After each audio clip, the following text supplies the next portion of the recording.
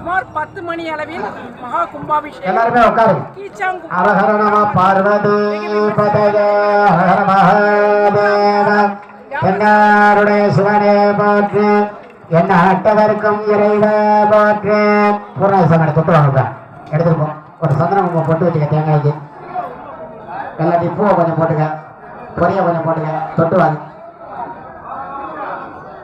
உலகெல்லாம் உணர்ந்து ஓதற்கு அறியமாய நிலவு புலாவிய நிர்மலிவே அணியன் அழகில் சோதியல் அம்பலத்தாடுவான் மலர் சிலம்பு அடிவாய்த்து வணங்குவார்.